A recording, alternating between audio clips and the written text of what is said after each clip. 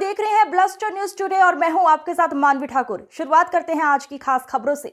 लोकतंत्र के महापर्व चुनाव में हिस्सा लेने वाली देश की जनता को सर झुका के नमन करना चाहता हूं, उनको बधाई देना चाहता हूं कि आपने दुनिया के सबसे बड़े लोकतंत्र के महापर्व में हिस्सा लिया। आज चुनावों के परिणाम आ रहे हैं और लगभग तस्वीर साफ होती हुई दिख रही है। ये चुनाव कई प्रकार का संदेश दे रहे हैं। एक सबसे बड़ा संदेश इस चुनाव में दिया जा रहा है जनता के द्वारा कि 10 साल के भारतीय जनता पार्टी के शासन से लोग दुखी हैं, परेशान हैं और वो इस सरकार को हटाना चाहते हैं। महंगाई से दुखी हैं, बेरोजगारी से दुखी हैं, तानाशाही से दुखी हैं। जिस तरह से इस चुनाव में धन बल का इस्तेमाल किया गया, जिस तरह से इस चुनाव में ईडी तंत्र का इस्तेमाल किया गया, सीबीआई के तंत्र का इस्तेमाल किया गया, इनकम टैक्स के तंत्र का इस्तेमाल किया गया, पुलिस के तंत्र का इस्तेमाल किया गया, सारे विपक्ष को पकड़ पकड़ के जेल में डाला गया। हमारी पार्टी के मुखिया अरविंद केजरीवाल सहित हमारे शिक्षा मंत्री, हमारे स्वास्थ्य मंत्री मनीष सिसोदिया और सत्येंद्र जैन को जेल में डाला गया। पूरे चुनाव को प्रभावित करने की एक गहरी साजिश रची गई। उसके बावजूद भारत के लोकतंत्र की यह खूबसूरती है कि देश की महान जनता ने कहा बीजेपी वापस जाओ। यह नारा है इस देश की जनता का। उन्होंने बाबा साहब के संविधान को बचाने के लिए वोट दिया। भारत में आरक्षण की व्यवस्था जो दलितों के, वंचितों के, शोषितों के, पिछड़ों के, आदिवासियों के लिए है, उसको बचाने के लिए वोट किया। और अभी तक के जो नतीजे सामने आ रहे हैं, भारतीय जनता पार्टी को बहुमत होता हुआ नहीं दिख रहा है और पिछले बार की तुलना में लगभग 60 सीटें बीजेपी की कम हो रही हैं। अब जरा सी भी नैतिकता है भारत के प्रधानमंत्री में, जरा सी भी नैतिकता अगर देश के प्रधानमंत्री नरेंद्र मोदी जी में है तो उनको इस्तीफा दे देना चाहिए, क्योंकि उन्होंने तो 400 पार का नारा दिया था। 400 पार। लेकिन देश की जनता समझ गई कि ये 400 पार चाहिए संविधान को बदलने के लिए, ये 400 पार चाहिए आरक्षण को खत्म करने के लिए, ये 400 पार चाहिए अपने पूंजीपति मित्रों को फायदा पहुंचाने के लिए। और इसलिए देश की जनता ने यह परिणाम दिया है। भारतीय जनता पार्टी के लिए यह बहुत बड़ा सबक है, लेकिन शायद वो सबक नहीं लेंगे, क्योंकि उन्हें तो झगड़ा करना है। यह चुनाव का परिणाम भारत के अंदर नफरत की राजनीति के भी खिलाफ है, तानाशाही की राजनीति के भी खिलाफ है।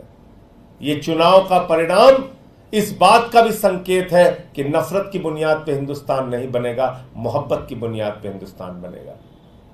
तो इसलिए मैं इस देश की महान जनता को बधाई देना चाहता हूं कि लोकतंत्र के इस महापर्व में आपने हिस्सा लिया और एग्जिट पोल के परिणाम को पूरी तरीके से आपने ध्वस्त किया और ये बताया कि हम लोकतंत्र के अंदर अपने मुद्दों के आधार पर वोट देंगे, पार्टियों का चयन करेंगे। किसी को भी इस अहंकार में नहीं रहना चाहिए कि वो बिल्कुल हमेशा के लिए इस देश पे तानाशाही की अपनी हुकूमत चलाएंगे। और वैसे भी प्रधानमंत्री जी ने जब से कहा कि उनका जन्म बायोलॉजिकल नहीं है, वो अवतार हैं, भगवान से भी बढ़कर अपने आप को मानने लगे। उनकी पार्टी गाना गा रही थी कि जो राम को लाए हैं हम उनको लाएंगे। इतना अहंकार हो गया कि भगवान श्री राम को लाने का दावा करने लगे। इतना अहंकार हो गया कि भगवान जगन्नाथ जी उनके भक्त हैं ऐसा दावा करने लगे। तो आज बजरंगबली का दिन है मंगलवार का दिन है और उनको एक संदेश, एक संकेत भगवान ने, प्रभु श्री राम ने, बजरंगबली जी ने, इस देश की जनता ने दिया है। उससे कितना सबक लेते हैं नहीं मालूम, लेकिन वास्तव में ये भारत के लोकतंत्र की महान जनता है जो ये बताने के लिए मैदान में आई कि आप इस देश में तानाशाही की हुकूमत नहीं चला सकते। मैं निवेदन करूंगा हमारे प्रदेश अध्यक्ष और कैबिनेट मंत्री गोपाल राय जी से कि वो अपनी बात रखें।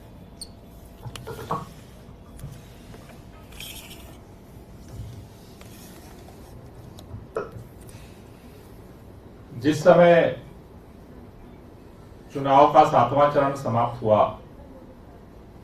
और एग्जिट पोल आए, 7 चरणों के चुनाव में देश की जनता लगातार ये संदेश दे रही थी कि वो भारतीय जनता पार्टी की तानाशाही को खत्म करने के लिए, महंगाई और बेरोजगारी को खत्म करने के लिए अपना जनादेश दे रही है।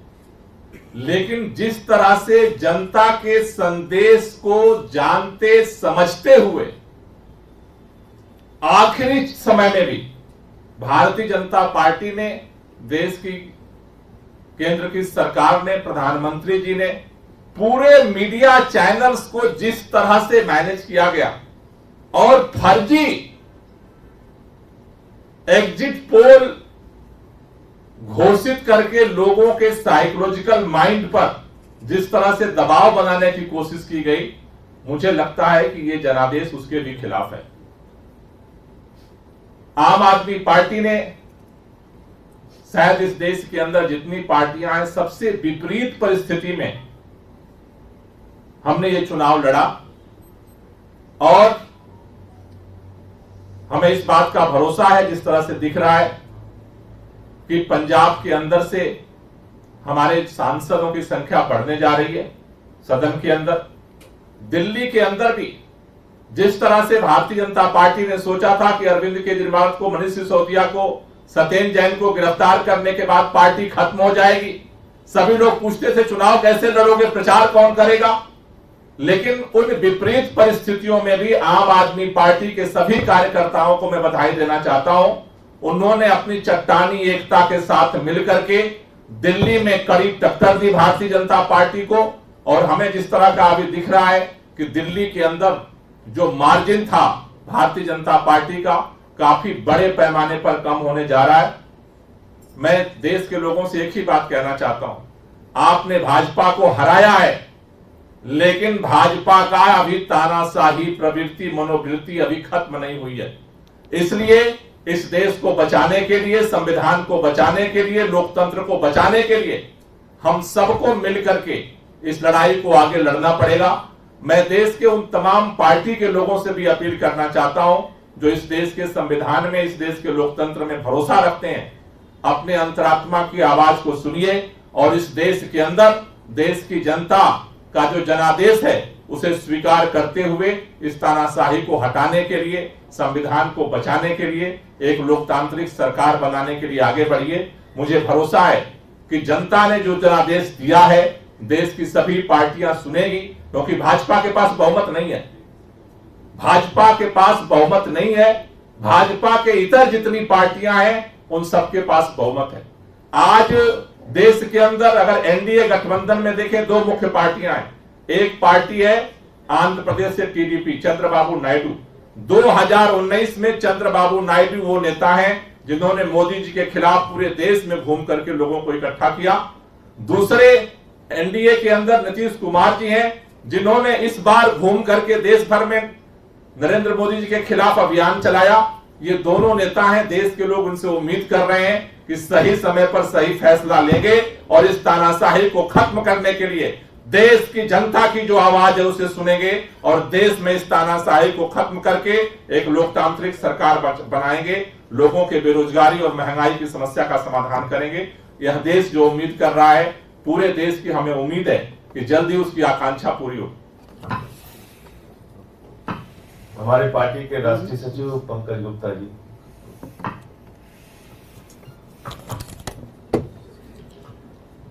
मैं समझता हूं आज पूरे देश की जनता, इस देश की जनता ने जो इस चुनाव में नतीजे दिए हैं वो इस देश पर ही नहीं पूरे विश्व पर एक बहुत बड़ा असर करेंगे।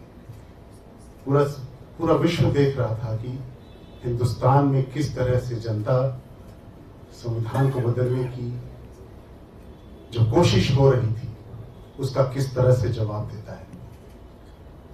और मेरा विश्वास है कि लोकतंत्र में आस्था, भारत के लोकतंत्र में आस्था इन चुनावों के बाद बहुत बढ़ेगी। और जैसा अभी मैं सिर्फ इतना कहना चाहता हूं कि जैसा भी गोपाल जी ने कहा कि देश की जनता अब सभी पार्टियों से, भाजपा के अलावा जितनी भी पार्टियां हैं, उन सब से ये उम्मीद करती है कि वो देश के हित में, देश के लोकतंत्र के हित में, देश के उन गरीबों के हित में जो सरकार की तरफ इस आशा से देखते हैं कि उन्हें रोजगार मिलेगा, उन्हें जीने का सहारा मिलेगा, उन सब के हित में वो ऐसा निर्णय लेंगे जो दूर तक देश को आगे लेकर चलेगा। बहुत बहुत धन्यवाद। संजय जी, आप लोगों के पास भी बहुमत है, इंडिया ब्लॉक के पास भी आपने जो गोपाल जी ने अपील की, आपको लगता है कि सामने से खुल के उन लोगों से अपील की जानी चाहिए, मतलब क्योंकि इंडिया के पास अभी तक बहुमत। देखिए, संभवतः इंडिया गठबंधन की बैठक जल्दी होगी और उसमें आगे की रणनीति तय करेंगे। गोपाल जी ने दो महत्वपूर्ण बात की। एक नेता उसमें है चंद्रबाबू नायडू जी, जिन्होंने 19 के पहले भारतीय जनता पार्टी और मोदी सरकार के खिलाफ अलग अलग दलों को लामबंद करने में भूमिका निभाई थी। दूसरे नेता हैं उसमें नीतीश कुमार जी, जिन्होंने इंडिया गठबंधन को लामबंद करने में अपनी भूमिका निभाई थी एनडीए में जाने से पहले। तो बाकी प्रतीक्षा कर